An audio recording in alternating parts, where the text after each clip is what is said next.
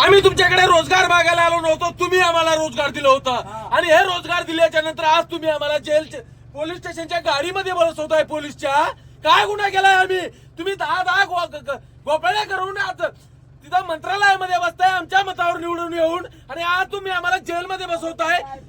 आज जोपर्यंत तुम्ही आम्हाला रोजगार देणार नाही तोपर्यंत आमचा हा युवा प्रशिक्षणार्थी जेलमधून बाहेर पण येणार नाही. साहेब बघून घ्या तुमच्यामध्ये किती दम आहे आणि युवामध्ये किती दम आहे.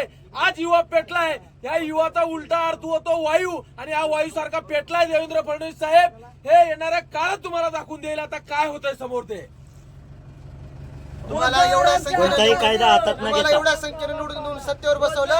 आम्ही सर्व युवा नाही, आणि आमचं एकच मागणं होतं की आम्हाला रोजगार द्या. आम्ही तुम्हाला सत्तेत बसवलं, आज सत्तेची चव चाकायला तुम्हाला आम्ही दिलं, तर तुम्ही आम्हाला ह्या पोलीस व्हॅन मध्ये बसून जेलच्या हवा करण्यासाठी आम्हाला पाठवतात.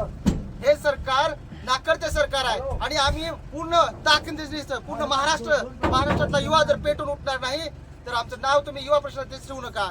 हा पूर्ण महाराष्ट्रातला युवा नक्कीच आता पेटून उठणार, आणि याचा तुम्हाला येणाऱ्या काळामध्ये खूप मोठा फटका बसणार. आज आम्हाला जेलमध्ये टाकलं, अशीच जेल तुम्हाला सुद्धा आम्ही युवा एक होऊन तुम्हाला खायला घालण्याशिवाय जेलच्या हवा गप्प बसणार नाही. इन्क्लाब जिंदाबाद, इन्क्लाब जिंदाबाद, इन्क्लाब जिंदाबाद.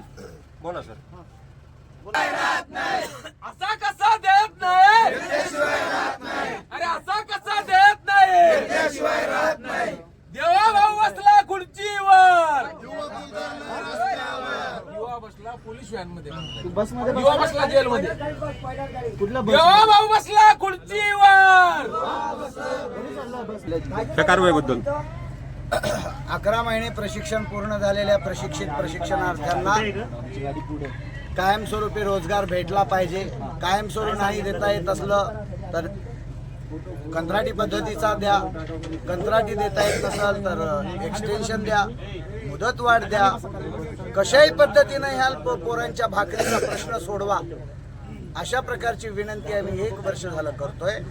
पण हे निर्दयी सरकार, या लाडक्या भावाच्या लाडक्या बहिणीच्या मतावर निवडून आलेलं आहे सरकार, आता आपली स्वतःच्या खुर्ची मजबूत झाल्यानंतर या राज्यातल्या युवकांना वाऱ्यावर सोडतंय.